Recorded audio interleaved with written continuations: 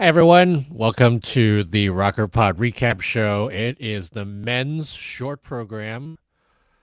And oh boy, we had a really good one. This pin seems to be warding off the menning. I don't know. I'm just making things up, but it was a great event. It started off incredibly strongly, and it just continued. And you know, one of the things that we kept seeing was that anybody who made a mistake, it's sort of one of those things where you thought that they might have a chance, right? Whether it's they might have a chance to at the podium, or they might have a chance at the top 15 or top 20. um, but it was tough, really, because so many people skated so well. And uh, the current standings, right?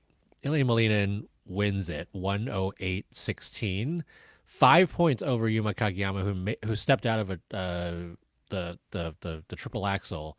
Um, Adam Siao, fantastic short program with a 102.55. They are in a league of their own right now because they're the only ones in the 100s. And the next one down is Danielle Grassl with a 93. And then it's really close with the next four. Grassl, Shidorov, Cha, and Aymoz are less than a point.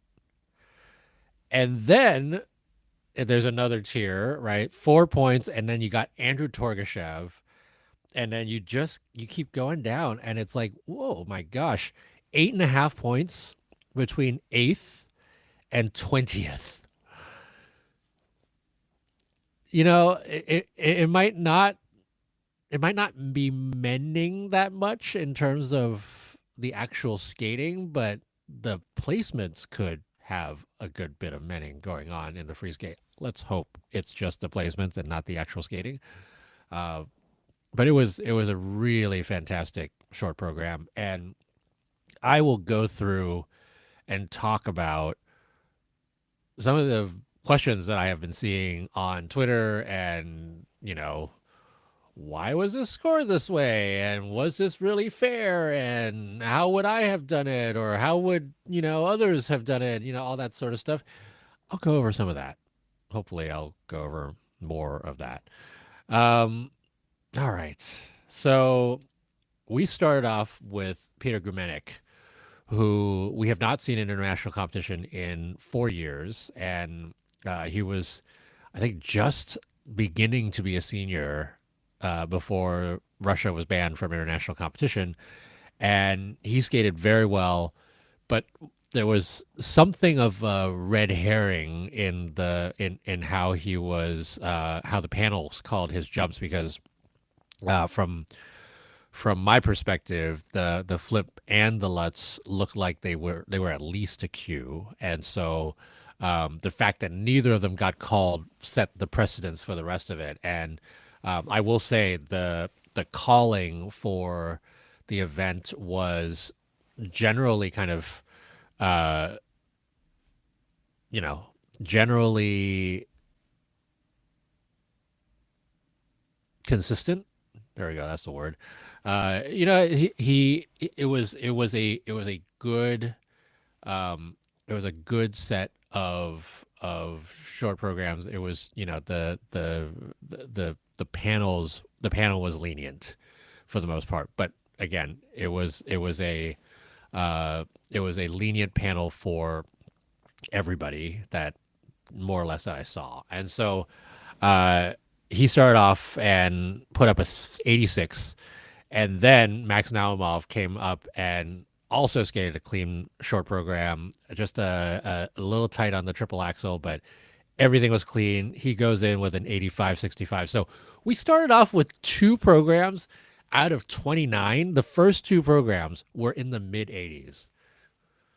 That says a lot about how it all uh, ended up going, because the guys just kept skating well. And there were a couple of big mistake programs, and it was unfortunate because a few of these folks were expected to make the free skate. Hyun Kyung Kim was one of those. He fell on his triple axel, which we was having trouble with in the warm up, and the quad toe was tight, and the his components are just not as strong as the rest of them. So he really needed to be as clean as he could be, and so he missed the cutoff by about 3 points. And then later on, well, Andreas Norderback also, he's a really good skater, but singled his Lutz, and I think he singled his Lutz. Anyway, he had a big mistake that kept him from really getting anywhere with that program. And then Vladimir Vintsev, who we've seen for a number of years, he's the one with the Joker program that Michelle loves, and I don't really know what happened with him. He's been looking fine all week in practices.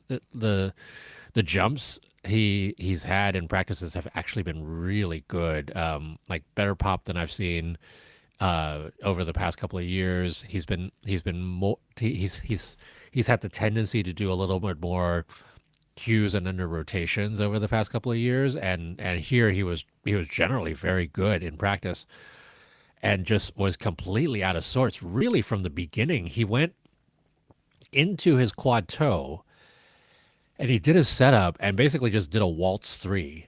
Didn't didn't actually go into the jump, which was a good thing because then he went circled around to the other side and did the quad toe. It was scratchy quad toe, but because he didn't go through the actual motions of going into the jump, the quad toe actually did count.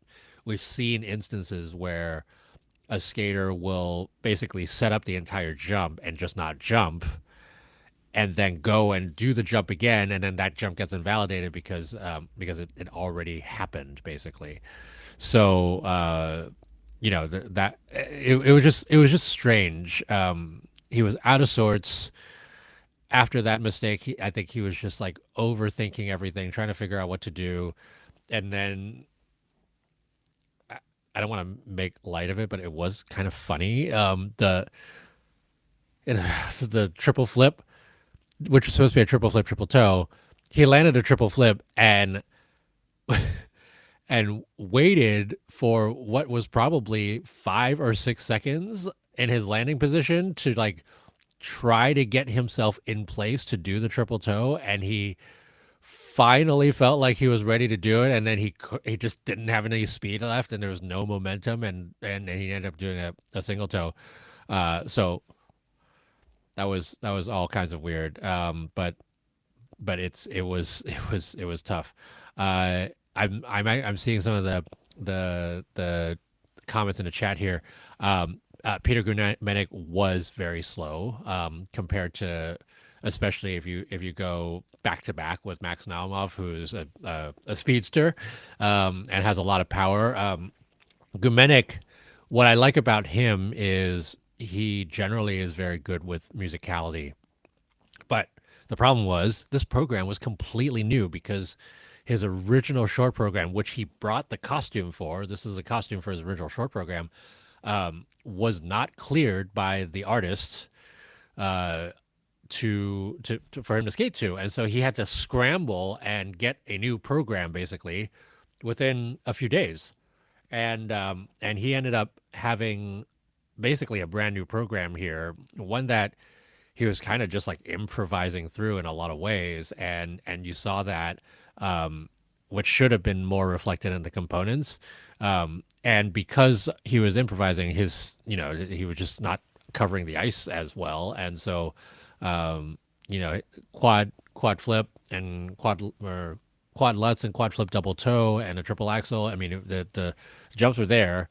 The program was not, and that was one of the big reasons why I was surprised that his components were scored higher than Max Naumov's, who his program is a very well choreographed program, and he performed it well. So it is what it is, and that's how it sort of all ended up there. Yeah, so those were some of the sort of things. Tommy Guarino did his Minions program to the delight of many. I'm sure NBC loved it because they were, I'm sure, hyping it up, given the unique nature of the whole thing. And it was it was a very it was a fun program. He ended up just out of the free skate in 25th, and Yusang Lee was the one who made it into the free skate. He had probably the best short program that I'd seen him do all week, and the triple axel wasn't under. It was called a Q. Again, one of those ones that was lenient. Um, I, from my perspective, I was actually far away from the rink, or on the far side of the rink, so maybe it wasn't the best perspective. It looked like it would have been called an under, but there were a bunch of those like that I had it been a different panel that was in some of those Grand Prix series panels were really tough on the jumps. Like Shidorov's quad lutz would have been called an under elsewhere, and a couple other ones that I saw that just were not. They just were in a spot where the panels in a different competition would have called it an under as opposed to a Q. So again, lenient panel and lenient across the board. Need a little bit of caffeine. It is 12:47 over here. Um, you know, I could talk all day about the rest of this because there was just so much good skating. Some of the highlights for me, um, Boyang Jin was a highlight. I never thought I would say this, to be honest, this season, because when I first saw both of those programs this season, I was like, he's sort of just phoning it in. And the music is there, and he was really focused on landing the jumps. A big part because at Cup of China, it was just he had two competitions to qualify for the Olympics for, and so the focus was to land the jumps. Um, but it was at Four Continents I felt like that short program really started to blossom, and I really liked it here. The two times he did it, one did it in the team event, and then here in the individual event, I thought he was so good. I there was I felt like there was a genuine sort of love for the music that he was skating to, and he really like Boyan Jin is not one to be emoting, right? And he was certainly doing that. Uh, Great program. Just loved the way that he was able to bring it to the table. Um, a couple other ones. I gotta say, Sasha Selevko's Prince program was all over the the arena crowd. They just ate it up so much, and he performed the heck out of that program. And it's one of those things, right, where you look at his component scores, and what we're talking about here. He got an 8.32 for components, 8.36 for composition. It's one of those things where his presentation score should have been a notch higher than the rest of what he did because it was just such a standout. And I really wish that some of these judges would use that. I do know that some of them do use that, right? You see some of these variations. Kevin Aymoz, for example, was rewarded for his presentation. Andrew Torgashev was also, over some of the maybe weaker elements of it, right? I think Kevin Amos's composition of that program is a little bit less interesting than than his past programs were, but he certainly performs the heck out of it. So some of those were really really cool. It was sad that Sasha Zalewka did a beautiful quad toe. That's a +3, +4 quad toe, and then a +2, +3 quad triple axel, and then he goes and slips off his toe on the triple lutz, and I was like, once he got up in the air, I was like, oh no, he's gonna fall. So unfortunate. He would have otherwise probably been in the low 90s and been in the top 10, top 8 after the short program. Uh, a couple of other ones I was Kirill Marsak. Good God, good God. That the his jumps and Vladimir Samoilov's jumps just sort of like they like ascend into the air and then it just kind of floats down. The quad sow for Kirill Marsak was so good, and the rest of the program was so good, and the fact that he got a 10-point personal best, I'm glad that the judges actually rewarded him for it, because the thing that differentiated him from a lot of the other skaters was the components. No, sorry, was the execution of his elements, and he deserved all of that. And it was really great to see.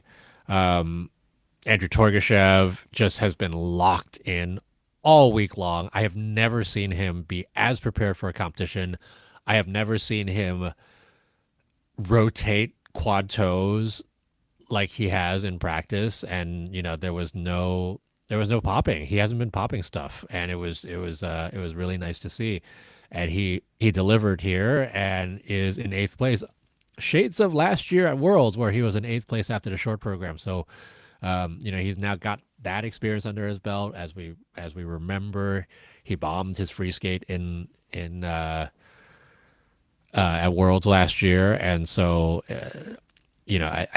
I would imagine he's learned from that experience, and also he is more prepared for this competition than I've seen ever from him. Um, so fantastic skate from him. Um, for me, Junhwan Cha has one of the best short programs of the entire season, and he just knocked it out of the park today. And I like it was just so good. The intensity that he brings to that music, the way that it just sort of flows through him and just like extends out to you as the audience. I just thought, like, what the heck were you looking at, judges? Like, what are we looking at here? A 4264 for PCS. No, yes, 4264 for PCS. Even if you were to say, yeah, his skating skills are 8.5, which I don't think they are, the composition and the presentation of that program are phenomenal, and they should have been in the nines. Um, when I was live scoring it, I think I gave him a 4667 or something like that. It was unfortunate because he really should have been in 4th after the short, and he ends up in 6th and less than a point from 4th, but he should have been above Daniel Grassl, and he wasn't. So it was unfortunate. Um, Daniel Grassl skated well, especially after the team event short program. He that this is one of those lenient panel things, because from my perspective, where I was sitting, the quad lutz looked like it was at least a Q, and then the triple toe afterwards looked like it could have been a Q, and then the quad loop looked like it should have been an under, but the only thing that got called was a quad loop, and it was called a Q. So that was one of those where, you know, given how everybody else was called, that was sort of not a surprise, and that was kind of how it went. Had he gotten an under on the loop or Qs in the on the quad lutz, that score would have probably went down like 6 or 7 points, not unlike what happened in the short program at the team event. So he sits in 4th place. Misha Shidorov looked as confident as he has had this season. And like I said, that quad lutz would have been called an under if it was a had it been a different competition. Again, it was not because of the lenient panel, and he is where he is because of that. But he certainly redeemed himself quite a bit from a season that has been just generally pretty rough for him. Okay, I've been dancing around this whole thing, but top three. I know there were a lot of thoughts and feelings about the top three. For me, it was the correct order of the top three. And let me explain why. Adam Xiao had the best short program heavy skated in a very long time. And it's not just that he did stuff cleanly, it was that he did stuff with quality. Like we often see him struggle with the flow out of his jumps. And here, that quad toe, triple toe was phenomenal. The quad sow was phenomenal. The axle, he has a tendency to go up and down on that axle, and it's not an arc as much as like a Yuma's is. It's a little bit more like an Ilia axle, right? Where it does go higher, right, than it does longer, and it doesn't get as much flow out of it. So the axle was what he generally would do. He skated incredibly well. Beautiful program. What I thought was interesting was that his, as well as Daniel Grassl's program, both choreographed by Benoit, had all three jumping passes at the beginning of his program. So it was jump, jump, jump, and then spins and step sequences. Most people will do jump, jump, spin, jump, step sequence, spin, spin, or something like that, right? There's some who will do jump, jump, spin, spin, jump, and then the rest of it. It the three jumps in a row thing is less common, and for me, compositionally, is less interesting. And so that was part of the for me the component mark for the composition of it was maybe a little bit less interesting than others. And then I had something else to say about this one. Oh, and then because it was choreographed as three jumps in the first part of the program, I think the quad sow was placed at a point that is very close to the mark where you would get the bonus. And he missed the bonus. That's a big deal. Like when you're tallying up points and you don't get an entire point of bonus because the quad sow is worth a 9.7, right? So 10% of that is 0.97. That's a point. So he missed an entire point because of that. And so that kept him from scoring 103.55 or higher because of the GOEs. So that kept him from being in second place. The spins for Adam were not as good as the spins for Yuma. Yuma stepped out of his triple axel, and it was those execution scores were done correctly. They were -2s, right? And let me just make sure before y'all tell me that I'm a liar here. Where is it? I just had it. Literally just had it. Here it is. Yuma Kagiyama -3s. I mean, like it wasn't like the judges gave him a lenient grade of execution for that step out of the triple axel. I actually didn't think it was there were a couple of -4s. I didn't think it was a -4 step out. But he was having trouble with the triple axel in the warm up. He went, actually the very first thing he did was he did a waltz jump, and then he singled the axle, and then he did a triple axel, and so it was sort of playing with him in his mind. Even at the very end of his warm up, he was going over the axle takeoff a little bit. So yeah, I mean, when you look at these elements, right? Each element is scored individually. And you can't just look at the jumps and say, oh, they did these things, and therefore this is what happens, right? Um, the component, I keep saying components, the grades of execution for each of these elements matters so much. And part of the reason why levels are huge, right? Like you miss a couple levels, you miss a point, you miss 2 points, you miss 3 points. And all of a sudden people are like, well, why did you not get it? Like 3 points is like a step out of a jump. Um, like it's not, it's not as kind of cut and dry and simple as people see it to be, because these things really do add up, whether it's levels, whether it's you have a shaky spin, whether it's you have a trip on your footwork, right? Like all of these things really add up. And it's not to say that Adam didn't do his spins well. It's just that Yuma did his spins better.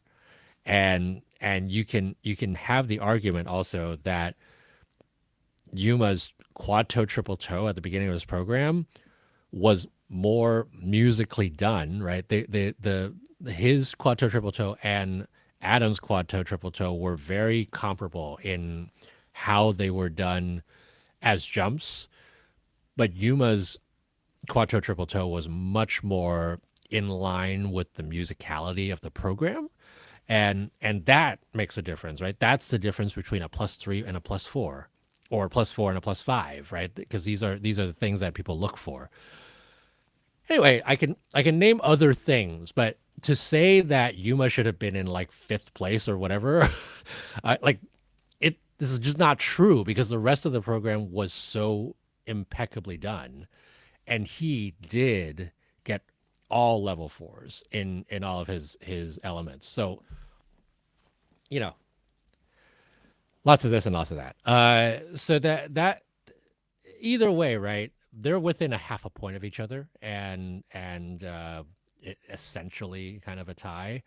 Um, so that's 2 and 3.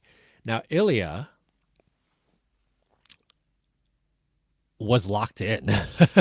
I mean, he the most confident that he's ever been in that short program. No, I think the quad flip and the triple axel could have had used a little bit more flow out of it, and he lost a little bit of grade of execution on those. He lost 2 levels. I think he was step sequence 3, and I think a flying spin 3. So that was a couple points, and would have been in the 110 range had he done those elements better. But he was clearly right, the one who won the short program. And the top three are the top three, and they are where they are. For me, I would have had Junhwan in fourth. I would have probably had Scheideroff in fifth, Kevin Aymoz in sixth, Daniel Grassl in seventh. Um, but it's so close, right? I mean, like I said, fourth through seventh is a point, and the only one in there that I thought was more of a standout really was Junhwan Cha, and his components should have been a bit higher. Um, Coming into this event, the consensus was that Shun Sato had a very good shot at the podium. And after Kalmura won 4 continents, the consensus was that he's got a shot at the podium, or at least at the top 5.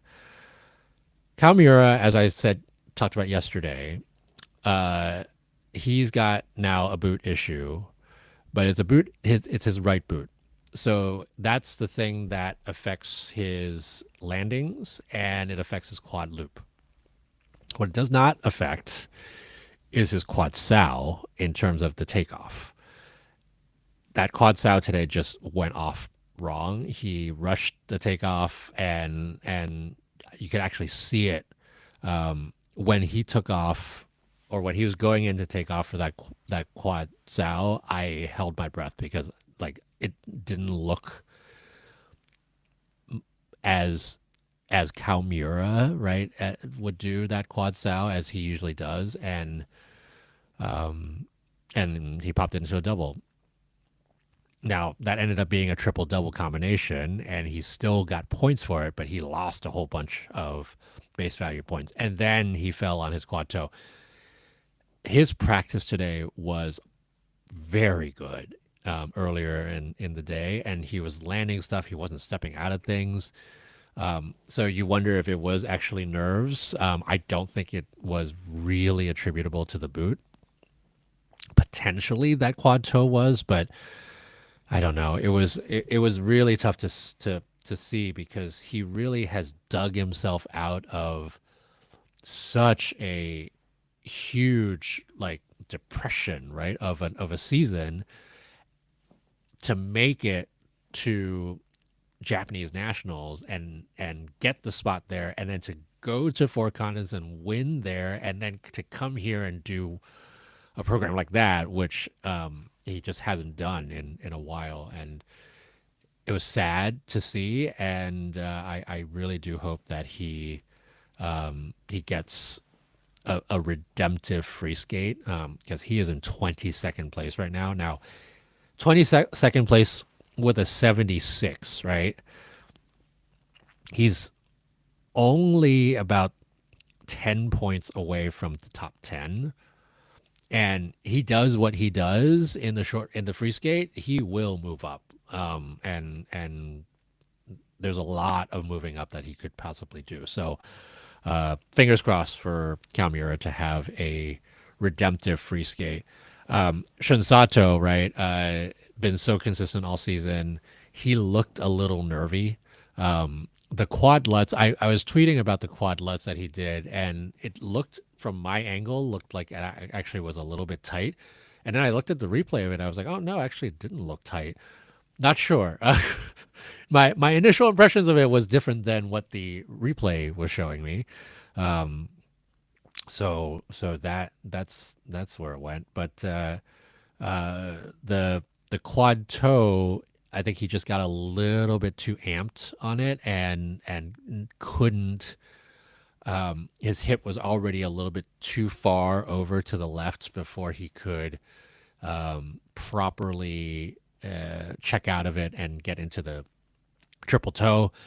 And it was actually a little bit scary because those kinds of things generally lead to like you being really far back on your heel and leads to falls. And he was lucky to be able to keep it on his feet. I mean, even though he did a double toe instead of a triple toe, but it was smart of him to not pull in for the triple toe because that would have been a disaster. So he's still in it in some ways, right? 88-70. He goes and does what he did in the team event and puts up a 190, 195. Like he's moving up. So not all is lost, right? But it's got to be a little bit disheartening to not be making it to the final group for him. But it's I think the second to last group he's still got a fighting shot. It's just going to be a much longer shot now, given where he is and where his points put him. So that was that. I'm sure there's plenty more that I could talk about. And once we get back from Milan, Michelle and I will have plenty to talk about. But look, we have a free dance to come tomorrow. And then the men's free skate happens, weirdly enough, on the 13th. So the men, again, weirdly enough, has 2 days off between the short program and the free skate. That I don't think I've ever seen that happen before. I might be wrong. Could be totally wrong. But it's unusual, even if it's like never been happened before. Like maybe it has maybe it has happened before, but it's unusual. So we'll have the free dance tomorrow, and we will have our first individual Olympic medalists for figure skating crowned tomorrow. Uh, Quick reminder that Fournier, Baudry, and Cicerone lead by about a half a point over Chalk and Bates. And then it is Gilles Poirier about a point, less than a point, over Fear Gibson, who is another point over Guignard Fabry. It's going to be a tale of levels and execution. So will be very interesting to see how it all goes. One other piece of news, in case you haven't heard, and I will tell you behind the scenes, I was jumping up and down all day long because Deanna Stellato is coming to Milan. She was cleared to fly and she was cleared to compete, and she is going to be in Milan so that she can become an Olympian. I don't care if Deanna Stellato and Maxime Deschamps go and take their opening pose in their short program and skate around without doing any elements. I don't care. Deanna Stellato has been such an inspirational figure, and for her to have crawled back from retirement, spent 10 years in pairs starting in 2016 and finally making it to the Olympics in 2026, when most people thought that she started in 2016 and it was like, oh, what a great story this is. Like, oh, okay, yeah, Deanna will be like fifth or sixth at nationals in U.S. nationals, and it's a great story, right? Well, Deanna Stellato does not do anything lightly, and she goes to her first World Championships as a U.S. pair skater. She then splits with Nate Bartholomew and then pairs up with Maxime Deschamps. Was decent for a couple years and then became really good, and then got her Canadian citizenship and won. Yeah, like doing this not in chronological order, but did it. Won the world championships, won won so many things, and finally makes it to the Olympics, at least qualification wise, makes it to the Olympics. And then 10 days or so before going to the Olympics, she has an accident at home training and now has to come back and crawl back again so that she can make it to Milan here. It gives me goosebumps thinking about what the emotions have been for her and for Max over the past few days, for her to know that she has been cleared to come to the Olympics. It's no longer about, I don't think, at least, I don't think it's any longer about the Olympic title or medal or anything like that. It's about being an Olympian. And you know what?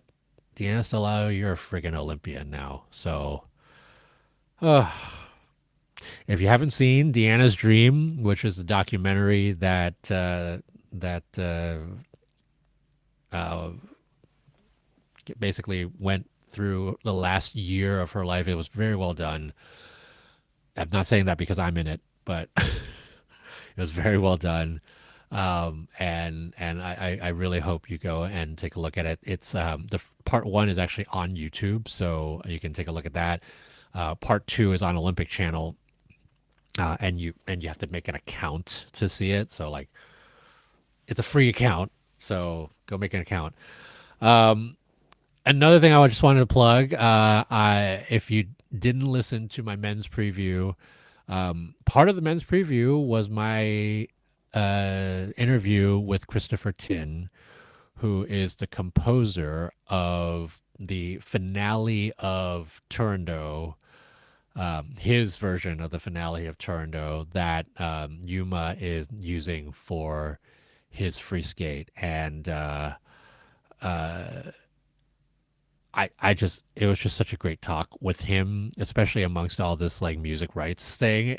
he appreciates the figure skating community so much, and he loves that the figure skating community has embraced him and his music. And he was telling me how his wife is a big figure skating fan and like freaked out when Lori Nickel emailed him. It was like it's a great interview. Go take a look. It's on the YouTube channel. It's also in the podcast. If you are like, hey, I've had enough watching you, Jackie, talk. It's on Apple Podcasts. It's on Spotify. It's on everything. So go take a look. I implore you, especially before the free skate. And also, I just convinced him today to release the Yuma version of his Turando finale. So it's not out yet. The finale is actually out in the uh, on Spotify, Apple, all that kind of stuff. You can listen to the overture, which is where a lot of that music is taken from. But the special cut that he did for Yuma's free skate is going to be on the music channels as well. So I convinced him to release it because I figure skating fans are going to want to listen to it. So it's a really phenomenal piece of music, and I can't wait to see it. And that will be on Saturday, Friday. It'll be on Friday, the men's free skate, and actually Christopher Tin himself will be in Milan to watch the whole thing happen. So what an amazing thing. Anyway, that's it. I have food sitting right here next to me that I still need to finish eating because I got 2 boxes of pasta and I ate one of them and scarfed it down before this recap, and I am gonna scarf down my second box of pasta because I am hungry. Thank you. Thank you for joining. Thank you for listening. Thank you for supporting. Thank you for being wonderful figure skating fans. Um, we can't do this without you. And it's been a great Olympics so far. Let's hope it continues. Have a good night, everyone. We'll talk to you again tomorrow. Bye.